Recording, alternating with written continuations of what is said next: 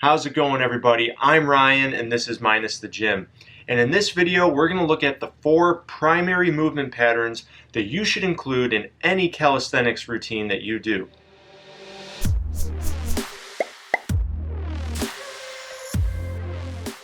The first primary movement we're going to look at is pushing. And there are 3 subcategories, starting with horizontal pushing, most commonly seen in the push-up. But planche progressions fall into this category as well. You're pressing straight out in front of your chest, working primarily the pecs, anterior delts, and using your triceps. The second movement in the pushing category is upward vertical pushing. Any kind of overhead pressing like these pike push-ups will shift focus to the shoulders as well as the upper back and the serratus anterior. Once you're comfortable with pike push-ups, you can work through your handstand progressions to achieve the freestanding handstand and beyond. The handstand is a great example of upward vertical pushing. And then downward vertical pushing is seen commonly in dips, whether done on a straight bar like I'm doing here or done on parallel bars. Either way, they're going to emphasize the triceps and the lower chest. And in addition to dips, another variation of downward vertical pushing is the L-sit and all the many progressions to achieve it. The L-sit is great because it really emphasizes the long head of the triceps. And now we'll look at the pulling movement, which also has 3 subcategories.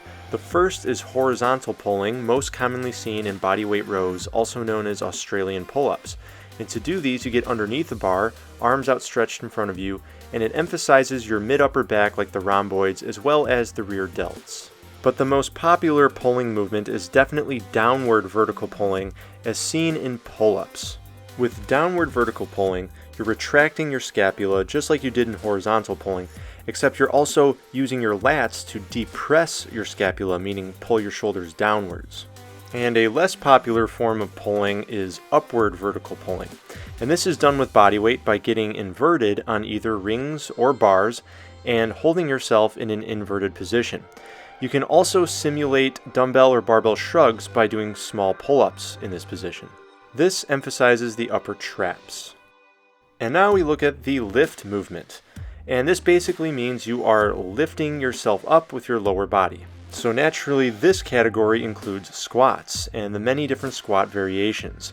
But we also include lunges in this category, including reverse and forward lunges, as well as plyometric variations. And the fourth and final primary movement category is hinge. And hinging at the hips is what we're referring to here. The first example is hip flexion, which is when you bring your thighs closer to your chest, like I'm doing here in hanging knee raises. And then the other variation of this is hip extension. That's when you use your posterior chain to bring your torso away from your thighs. Here I'm doing good mornings, which really emphasize the lower back, glutes, and hamstrings for extension. But there are other more challenging exercises in calisthenics that can work these muscles as well. A simple way to look at hinging is that hip extension works your posterior core and hip flexion works your anterior core.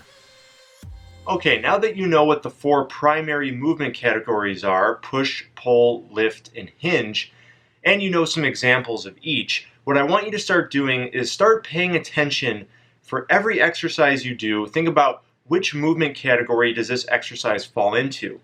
And one really good reason to do that is when you know the movement category that that exercise is part of, then you should automatically know which form cues to pay attention to when you execute the exercise. For example, if you're performing some sort of overhead pressing exercise like pike push-ups, decline pike push-ups, handstands against the wall, maybe you're working on your freestanding handstand push-ups, on any of those, then you can think, okay, this is an upward vertical pushing exercise, and I know that I need to be working on scapular elevation, right? When you reach the top of the movement, you want your scapula to be fully elevated. And this applies to any exercise, right? When you're doing pull-ups, or you're doing a downward vertical pulling exercise, so think about which muscles that should be engaging. Are you doing them wide? Then you should be engaging a lot of lats, right? You might be feeling it in the biceps and forearms. And just think about, oh, my scapula should be retracting and moving downwards, depressing. So all of these things, all these different categories of movements help you connect the exercise to the form cues. Another great thing about understanding these primary movement categories and the subcategories is how you can apply them to your routine so that your routine fits your specific goals. So for example, someone who wants to get a really well-developed, well-rounded physique, if that's their main goal is to develop their whole physique, they'll want to include all of these movements. So you'll want horizontal pushes and pulls. You want upward and downward vertical pushes and pulls, and you want plenty of lift and hinge as well.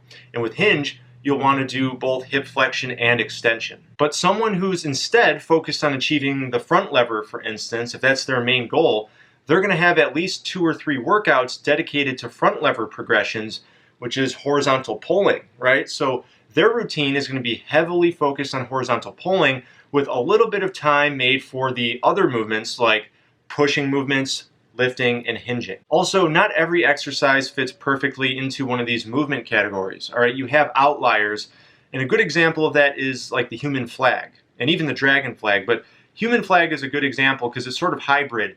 In human flag, you're actually pushing with your bottom arm while you're pulling with the top arm. So that's kind of a hybrid. It's like a hybrid push-pull, and then you got total body tension throughout the rest of your body. And of course, when you look at other exercises like handstand, for instance, yes, the handstand is an upward vertical pushing exercise because you are pushing upwards, your scapula are elevated. But you're also doing a lot more during that exercise, right? You're engaging your transverse abdominis and your glutes and your thighs to engage that posterior pelvic tilt. You're flexing the calves to point the toes. I mean, you got total body tension going on, but it is an upward vertical pushing exercise. So again, there's a lot going on. They don't always fit perfectly into the category, and there are some hybrid outliers, but for the most part, most exercises do fall into one of these movement categories. One more thing I want to mention that's really important, and if you watched this far into the video, then I want you to know this. In case you didn't notice, the push and pull, both of those primary movement patterns revolve around the shoulder complex, all right, this whole upper body part of your torso. And then the hinge and the lift revolve around the hip complex of the lower body. And the reason why that's important, and I want you to understand that the shoulder complex and hip complex are the 2 linchpins of the body.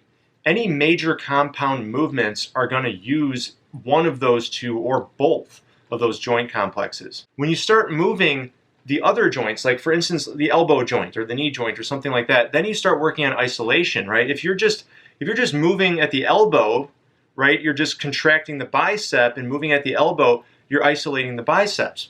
But when you start moving the shoulders, right, and you're moving your scapula, now you're using a lot more muscle groups. You're involving a lot more, like your bigger muscle groups too, like your chest and back.